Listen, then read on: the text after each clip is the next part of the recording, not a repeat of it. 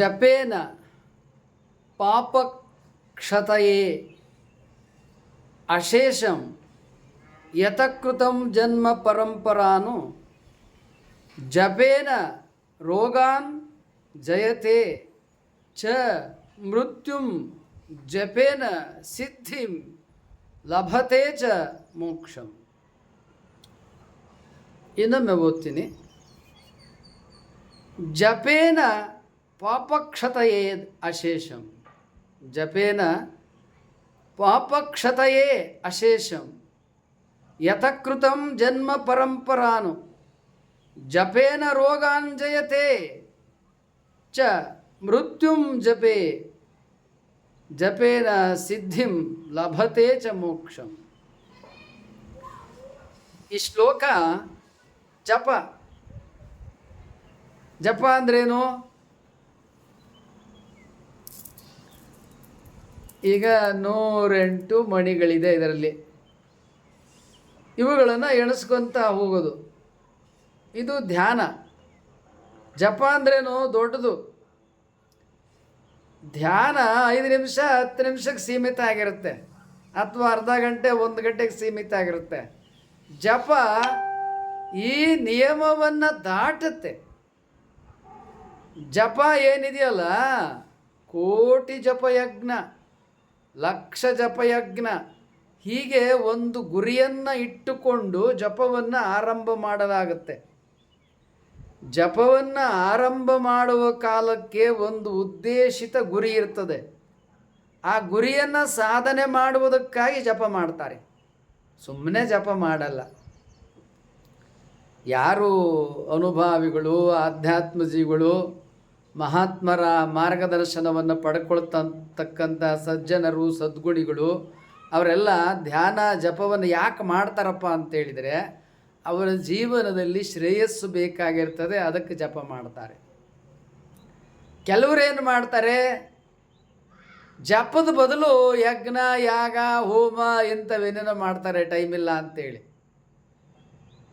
ಯಜ್ಞ ಯಾಗ ಹವನ ಹೋಮ ಮಾಡ್ತಾರಲ್ಲ, ಅವರು ಜಪ ಧ್ಯಾನ ಮಾಡಲಿಕ್ಕೆ ಸಮಯ ಇಲ್ಲ ಅಂತ ಮಾಡ್ತಾರೆ. ಅದರಿಂದ ಸಿದ್ಧಿ ಆಗಬಹುದು, ಆಗದೇ ಇರಬಹುದು. ಆದರೆ ಜಪದಿಂದ ಮಾತ್ರ ಸಿದ್ಧಿ ಆಗ್ತದೆ. ಜಪ ಯಜ್ಞ ಯಾಗ ಹವನ ಹೋಮ ಹಲವರನ್ನು ಕೂಡಿಕೊಂಡು ಹಲವರ ಮಾರ್ಗದರ್ಶನದಲ್ಲಿ ಅನೇಕ ವಸ್ತು ಸಾಮಗ್ರಿಗಳನ್ನು ಇಟ್ಟುಕೊಂಡು ಗೊತ್ತಾದ ಸ್ಥಳದಲ್ಲಿ 1 ದಿನ 2 ದಿನ 3 ದಿನ 1 ವಾರ ಹೀಗೆ ಮಾಡೋದು ಯಜ್ಞ ಯಾಗ ಹವನ ಹೋಮ. ಧ್ಯಾನ ಜಪ ಅನ್ನತಕ್ಕಂಥದ್ದು ಇದೆಯಲ್ಲ, ಅದು 1 ತಿಂಗಳಾಗಬಹುದು, 1 ವರ್ಷವಾಗಬಹುದು, ಜೀವನ ಪರ್ಯಂತವೂ ಆಗ್ಬೋದು. ಯಾಕೆ? ಜಪದ ಆನಂದವನ್ನು ಪಡ್ಕೊಂಡ ಮೇಲೆ ಬಿಡುವು ಸಿಕ್ಕಾಗಲೆಲ್ಲ ಧ್ಯಾನ ಜಪ ಮಾಡ್ತಾನೆ ಇರ್ತಾರೆ. ಈಗ ದುಡ್ಡು, ಬಂಗಾರ, ಪಚ್ಚೆ, ಹವಳ, ಮುತ್ತು, ರತ್ನ, ವಜ್ರ, ವೈಡೂರ್ಯ ಇವುಗಳು ಸಿಕ್ಕಾಗ ಅವುಗಳ ಮಹತ್ವ ಗೊತ್ತಿರ್ತದಲ್ವಾ. ಶಿವನೊಲಿದನೀಗ ಶಿವನೊಲಿದನೀಗ ಪಚ್ಚೆ ಹವಳ ಮುತ್ತು ರತ್ನ ವಜ್ರ ವೈಢೂರ್ಯ ಮಾಡ್ತಾರೆ. ಹಾಗೆ ಜಪಯಜ್ಞ ಕೂಡ ಅಷ್ಟೇ. ಜಪಯಜ್ಞ ಅಂದ್ರೇನು? ಮಂತ್ರ ಜಪ. ಗೊತ್ತಾದ ಮಂತ್ರ ಜಪವನ್ನು ಮಾಡುವುದರಿಂದ ನಾವು ಏನು ಉದ್ದೇಶಿತ ಗುರಿ ಸಾಧನೆಯನ್ನು ಇಟ್ಟುಕೊಂಡಿರ್ತೇವೆ ಅದನ್ನು ಸಾಧ್ಯ ಮಾಡಿಕೊಳ್ತೇವೆ. ಅದನ್ನು ಈ ಶ್ಲೋಕ ಹೇಳ್ತಾ ಇದೆ. ಏನು ಹೇಳ್ತಾ ಇದೆ ಈ ಶ್ಲೋಕದೊಳಗೆ ಎಂಬುದಾಗಿ ಹೇಳಿದರೆ, ನಾವು ಜಪವನ್ನು ಮಾಡುವುದರಿಂದ ಜಪೇನ ಪಾಪಕ್ಷತಯೇ ಅಶೇಷ. ಜಪವನ್ನು ಮಾಡಿದರೆ ನಾವು ಏನು ತಪ್ಪುಗಳನ್ನು ಮಾಡಿರ್ತೇವಲ್ಲ ಅದು ಸಂಪೂರ್ಣವಾಗಿ ನಾಶ ಆಗ್ತದೆ. ಯಾಕೆ? ಪ್ರಾಯಶ್ಚಿತ್ತಕ್ಕಾಗಿ ಮಾಡ್ಕೊಳ್ತಾ ಇರ್ತಕ್ಕಂಥದ್ದು ಜಪ. ಕೆಲವು ಪ್ರಾಯಶ್ಚಿತ್ತಕ್ಕಾಗಿ ಮಾಡಿಕೊಳ್ತಾರೆ, ಕೆಲವರು ಏನೋ ಪ್ರಾಯಶ್ಚಿತ್ತ ಇಲ್ಲದೇ ಇದ್ದರೂ ಕೂಡ ಜಪವನ್ನು ಮಾಡ್ತಾರೆ. ಪ್ರಾಯಶ್ಚಿತ್ತಕ್ಕಾಗೇ ಜಪವನ್ನು ಮಾಡಬೇಕಂತೇನಿಲ್ಲ. ಬದುಕಿನಲ್ಲಿ ಶ್ರೇಯಸ್ಸನ್ನು ಪಡೆಯುವುದಕ್ಕಾಗಿ ಕೂಡ ಜಪವನ್ನು ಮಾಡುವುದುಂಟು. ಹೀಗಾಗಿ ಇಲ್ಲಿ ಜಪ ಎಂಬುದಾಗಿ ಹೇಳಿದರೆ ಜಪೇನ, ಜಪದಿಂದ ಏನು ಸಾಧ್ಯವಾಗುತ್ತದೆ? ಜಪೇನ ಪಾಪಕ್ಷತೆಯೇದ ಅಶೇಷ ಯಥಕೃತಂ ಜನ್ಮ ಪರಂಪರಾನು.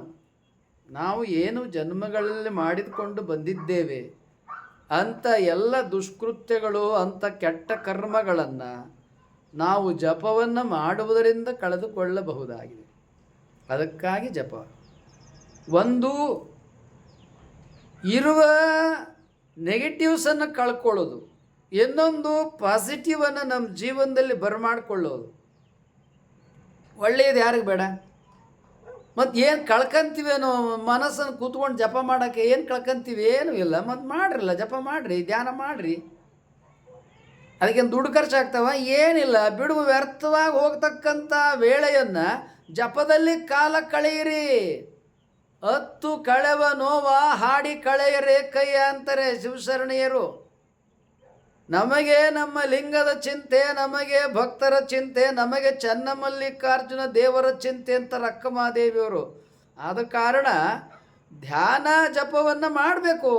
ಜಪೇನ ರೋಗಾಂಜಯತೆ ಇಲ್ಲಿದೆ ನೋಡಿ. ಜಪ ಮಾಡುವುದರಿಂದ, ಧ್ಯಾನ ಮಾಡುವುದರಿಂದ ಎಲ್ಲ ರೋಗಗಳಿಂದ ನಾವು ಮುಕ್ತರಾಗಬಹುದು. ಮತ್ತು ಧ್ಯಾನ ಮಾಡಿರಲ್ಲ, ನಮಗಿರೋ ರೋಗಗಳನ್ನು ಕಳ್ಕೊಳ್ತೀವಿ ಅಂತ ಅಂದ್ರೆ ನಾವು ಧ್ಯಾನ ಯಾಕೆ ಮಾಡಬಾರ್ದು? ಮಾಡಿ. ಧ್ಯಾನ ಮಾಡೋದರಿಂದ ಶ್ರೇಯಸ್ಸಾಗ್ತದೆ, ಪಾಪಕರ್ಮಗಳು ಹೋಗ್ತದೆ, ರೋಗ ನಿರ್ಮೂಲನ ಆಗ್ತದೆ. ಅಂದ್ರೆ ಜಪವನ್ನು ಧ್ಯಾನವನ್ನು ಮಾಡಿ ಒಳ್ಳೆಯದಾಗುತ್ತೆ. ಅಷ್ಟೇ ಅಲ್ಲ, ಮೃತ್ಯುಂ ಜಪೇನ ಸಿದ್ಧಿ ಲಭತೆ ಚ ಮೋಕ್ಷಂ. ಸಾವನ್ನು ಕೂಡ ಗೆಲ್ಲಬಹುದು, ಮೋಕ್ಷವನ್ನು ಕೂಡ ಪಡೆದುಕೊಳ್ಳಬಹುದು. ಜಪವನ್ನು ಮಾಡುವುದರಿಂದ ನಾವು ಸಾವನ್ನು ಗೆಲ್ಲಬಹುದು, ಜಪವನ್ನು ಮಾಡುವುದರಿಂದ ನಾವು ಮೋಕ್ಷವನ್ನು ಗಳಿಸಬಹುದು. ಅಂದಮೇಲೆ ಜಪ ಮಾಡೋದ್ರ ತಪ್ಪೇನದ? ಮಾಡಿ. ಎಲ್ಲ ವಯಸ್ಸಿನವರು ಮಾಡಿ. ಮಕ್ಕಳಿಂದ ಹಿಡಿದು ಹಿರಿಯರವರೆಗೆ ಮನೆಯಲ್ಲಿ ಯಾರ್ಯಾರಿದ್ದೀರಿ ಎಲ್ಲರೂ ಧ್ಯಾನ ಮಾಡಿ. ಸಾಮೂಹಿಕವಾಗಾದರೂ ಮಾಡಿ, ಒಬ್ಬೊಬ್ಬರೇ ಆದರೂ ಧ್ಯಾನ ಮಾಡಿ, ಒಟ್ಟು ಎಲ್ಲರೂ ಧ್ಯಾನ ಮಾಡಿ. ಧ್ಯಾನ ಮಾಡುವುದರಿಂದ ಶ್ರೇಯಸ್ಸಾಗ್ತದೆ. ಧ್ಯಾನ ಜಪ ನಮ್ಮ ಜೀವನಕ್ಕೆ ಭಾಗ್ಯವನ್ನು ತಂದು ಕೊಡ್ತದೆ, ಶ್ರೇಯಸ್ಸನ್ನು ತಂದು ಕೊಡ್ತದೆ. ಆದ ಕಾರಣ ಧ್ಯಾನವನ್ನು ಮಾಡಿ, ಜಪವನ್ನು ಮಾಡಿ. ಮೊದಲು ಆರಂಭ ಮಾಡಿರಿ. ಅವಾಗ ಇವಾಗ ಆಗ ಈಗ ಅನ್ನಬೇಡ್ರಿ. ಈ ಕ್ಷಣವೇ ಶುರು ಮಾಡಿರಿ. 1 ನಿಮಿಷ ಮಾಡಿರಿ, 5 ನಿಮಿಷ ಮಾಡಿರಿ, 10 ನಿಮಿಷ ಮಾಡಿ, ಅರ್ಧ ಗಂಟೆ ಮಾಡಿ, 1 ಗಂಟೆ ಮಾಡಿ, ಧ್ಯಾನ ಮಾಡಿ. ಎಲ್ಲಿ ಧ್ಯಾನ ಮಾಡೋದು ಹೇಗೆ? ಮನಸ್ಸನ್ನು ಇಲ್ಲಿ ಕೇಂದ್ರೀಕರಣ ಮಾಡಿ, ಕಣ್ಣು ಮುಚ್ಕೊಳ್ಳಿ, ಹೆಬ್ಬೆರಳು ತೋರು ಬೆರಳು ಸ್ಪರ್ಶ ಮಾಡಿ, ತೊಡೆ ಮೇಲೆ ಇಟ್ಕೊಳ್ಳಿ, ಕೂತ್ಕೊಳ್ಳಿ. ಗೋಡೆ ಹೊರಕೋಬೇಡ್ರಿ, ನೇರವಾಗಿ ಕೂತ್ಕೋರಿ. ನೆಲದ ಮೇಲೆ ಕೂತ್ಕೊಳ್ರಿ. ನೆಲದ ಮೇಲೆ ಕೂತ್ಕೊಳ್ಳೋಕ್ಕಾಗದೆ ಬಂದಮೇಲೆ ಸೋಫಾ ಮೇಲೆ ಕೂತ್ಕೊಳ್ಳಿ, ಮಂಚದ ಮೇಲೆ ಕೂತ್ಕೊಳ್ಳಿ, ಕುರ್ಚಿ ಮೇಲೆ ಕೂತ್ಕೊಳ್ಳಿ. ಎಲ್ಲೆಲ್ಲಿ ನಿಮ್ಗೆ ಅನುಕೂಲ ಆಗತ್ತೆ ಕೂತ್ಕೊಳ್ಳಿ, ಧ್ಯಾನ ಮಾಡಿ.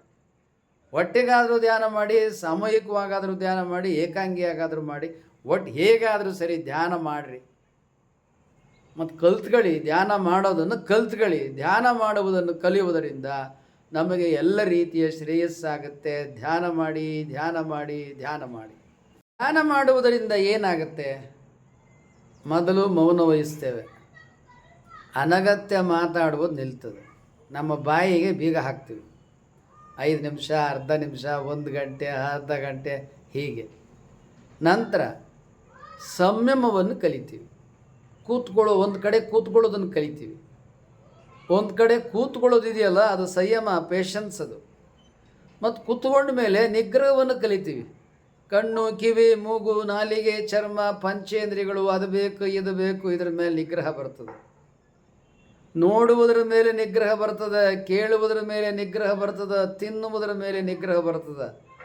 ನಮ್ಮ ಕಣ್ಣುಗಳು ನೋಡಬಾರದ್ದನ್ನು ನೋಡಿ ರೋಗ ಬರೆಸ್ಕೊತದೆ. ನಮ್ಮ ಕಿವಿ ಕೇಳಬಾರದ್ದನ್ನು ಕೇಳಿ ರೋಗ ಬರೆಸ್ಕೊತದೆ. ನಮ್ಮ ಬಾಯಿ ಮಾತಾಡಬಾರದ್ದನ್ನು ಮಾತನಾಡಿ ರೋಗ ಬರೆಸ್ಕೊತದೆ. ಅಷ್ಟೇ ಅಲ್ಲ, ನಮ್ಮ ಕಣ್ಣು, ಕಿವಿ, ಬಾಯಿ ಇತ್ಯಾದಿಗಳು ಸರಿಯಾಗಿ ವರ್ತನೆ ಗೊತ್ತಿಲ್ಲದೆ ಮನುಷ್ಯರ ನಡುವೆ ಕಂದರವನ್ನು ಏರ್ಪಾಡು ಮಾಡಿಕೊಳ್ಳುತ್ತೇವೆ.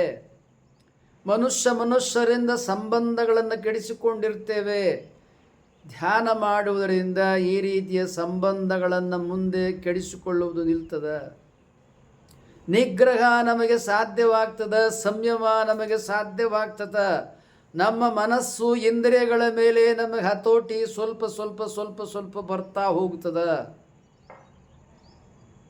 ಯಾವಾಗ ಇಂತಹ ಸಂಯಮ ಮತ್ತು ಪೇಷನ್ಸ್ ಮತ್ತು ನಿಗ್ರಹ ಇವೆಲ್ಲ ಒಂದೊಂದಾಗಿ ನಮ್ಮಲ್ಲಿ ಸೇರ್ಕೊಳ್ಳೋಕೆ ಆರಂಭ ಆಗ್ತದೆ, ನಮ್ಮಲ್ಲಿ ಪಾಸಿಟಿವಿಟಿ ಧನಾತ್ಮಕ ಶಕ್ತಿ ಹೆಚ್ಚಾಗ್ತದೆ. ಇಂಥ ಧನಾತ್ಮಕ ಶಕ್ತಿ ಹೆಚ್ಚಾಗುವುದೇ ಶಿವನೊಲಿದನೀಗ ಶಿವನೊಲಿದನೀಗ ಶಿವನೊಲಿದನೀಗ ಶಿವನೊಲಿದನೀಗ ಶಿವನೊಲಿದನೀಗ ಶಿವನೊಲಿದನೀಗ ಪಚ್ಚಗವಳ ಮುತ್ತುರತ್ನ ವಜ್ರವೈಡೂರ್ಯ ಬಂಗಾರ ಸಮೃದ್ಧಿ ಐಶ್ವರ್ಯವಿಲ್ಲೇ ಶಿವನೊಲಿದನೀಗ ಶಿವನೊಲಿದನೀಗ ಪಚ್ಚಗವಳ ಮುತ್ತುರತ್ನ ವಜ್ರವೈಡೂರ್ಯ ಬಂಗಾರ ಸಮೃದ್ಧಿ ಐಶ್ವರ್ಯವಿಲ್ಲೇ ಬಂಗಾರ ಸಮೃದ್ಧಿ ಐಶ್ವರ್ಯವಿಲ್ಲೇ ಶಿವನೊಲಿದನೀಗ ಶಿವನೊಲಿದನೀಗ. ಏನು ಶಿವನೊಲಿದನೀಗ ಎಂಬುದಾಗಿ ಹೇಳಿದರೆ, ಸಂಯಮವನ್ನು ಕಲ್ತ್ಕೊಂಡದ್ದು ಶಿವನ ಒಲುಮೆ, ಮೌನವಾಗಿ ಕಲಿತದ್ದು ಶಿವನ ಒಲುಮೆ, ನಿಗ್ರಹವನ್ನು ಕಲಿತದ್ದು ಶಿವನ ಒಲುಮೆ, ಇನ್ನೊಬ್ಬರ ಜೊತೆ ನಿಷ್ಠುರವಾಗಿ ಯಾವುದೋ ಇದು ಅಪಶಬ್ದಗಳನ್ನು ಬಳಸುವುದನ್ನು ನಿಲ್ಲಿಸುವುದು ಶಿವನ ಒಲುಮೆ, ನಮ್ಮ ಬಾಯಿಯಲ್ಲಿ ಒಳ್ಳೆಯ ಮಾತನಾಡಬೇಕು ಎನ್ನುವ ಭಾವನೆ ಬಂದದ್ದು ಶಿವನ ಒಲುಮೆ, ಇನ್ನೊಬ್ಬರ ಬಗ್ಗೆ ನಾವು ಕೆಟ್ಟ ಮಾತುಗಳನ್ನು ಆಡಬಾರದು ಎಂಬುದು ಶಿವನ ಒಲುಮೆ, ನಮ್ಮ ಕಿವಿಯಲ್ಲಿ ಕೆಟ್ಟದ್ದನ್ನು ಕೇಳಬಾರದು ಎಂಬುದು ಶಿವನ ಒಲುಮೆ. ಇವೆಲ್ಲ ಶಿವನ ಒಲುಮೆ ಅಲ್ವಾ? ಇಂಥ ಶಿವನ ಒಲುಮೆ ಒಂದೊಂದಾಗಿ ನಮ್ಮಲ್ಲಿ ಬಂದರೆ ಶಿವನೊಲಿದನೀಗ ಶಿವನೊಲಿದನೀಗ ಶಿವನೊಲಿದನೀಗ ಪಚ್ಚಗವಳ ಮುತ್ತುರತ್ನ ವಜ್ರವೈಡೂರ್ಯ ಬಂಗಾರ ಸಮೃದ್ಧಿ ಐಶ್ವರ್ಯವಿಲ್ಲೇ ಬಂಗಾರ ಸಮೃದ್ಧಿ ಐಶ್ವರ್ಯವಿಲ್ಲೇ ಶಿವನೊಲಿದನೀಗ ಶಿವನೊಲಿದನೀಗ ಶಿವನೊಲಿದನೀಗ ಪಚ್ಚಗವಳ ಮುತ್ತುರತ್ನ ವಜ್ರವೈಡೂರ್ಯ ಬಂಗಾರ ಸಮೃದ್ಧಿ ಐಶ್ವರ್ಯವಿಲ್ಲೇ ಬಂಗಾರ ಸಮೃದ್ಧಿ ಐಶ್ವರ್ಯವಿಲ್ಲೇ ಪಚ್ಚಗವಳ ಮುತ್ತುರತ್ನ ವಜ್ರವೈಡೂರ್ಯ ಬಂಗಾರ ಸಮೃದ್ಧಿ ಐಶ್ವರ್ಯವಿಲ್ಲೇ ಶಿವನೊಲಿದನೀಗ ಶಿವನೊಲಿದನೀಗ ಶಿವನೊಲಿದನೀಗ ಶಿವನೊಲಿದನೀಗ. ಧ್ಯಾನ ಮಾಡಿ ಪಚ್ಚೆ ಹವಳ ಮುತ್ತು ರತ್ನ ವಜ್ರ ವೈಡೂರ್ಯ ಬಂಗಾರ ಸಮೃದ್ಧಿ ಐಶ್ವರ್ಯ ಬಾಳಿಗೆ ಬರುವಂತೆ ಧ್ಯಾನ ಮಾಡಿ ಜಪ ಮಾಡಿ ಧ್ಯಾನ ಮಾಡಿ ಜಪ ಮಾಡಿ. ನೀವು ನಮಗೆ ಮೌಲಿಕವಾದ ಸಬ್ಸ್ಕ್ರೈಬರ್, ವ್ಯಾಲ್ಯುಬಲ್ ಸಬ್ಸ್ಕ್ರೈಬರ್. ನೀವು ಆಗಲೇ ಸಬ್ಸ್ಕ್ರೈಬ್ ಮಾಡಿರ್ಬೋದು, ಮಾಡಿಲ್ಲದೆ ಹೋದರೆ ಸಬ್ಸ್ಕ್ರೈಬ್ ಮಾಡಿ, ಲೈಕ್ ಮಾಡಿ, ಅಲ್ಲಿ ಬೆಲ್ ಬಟನ್ ಬರುತ್ತೆ, ಬೆಲ್ ಬಟನನ್ನು ಒತ್ತಿ. ನಿಮ್ಮ ವಾಟ್ಸಪ್ಪಲ್ಲಿ ಅನೇಕರ ನಂಬರ್ಗಳಿರುತ್ತೆ, ಕನಿಷ್ಠ 10 ಜನಕ್ಕೆ ಈ ವಿಡಿಯೋಗಳನ್ನು ನೀವು ಕಳುಹಿಸಿ.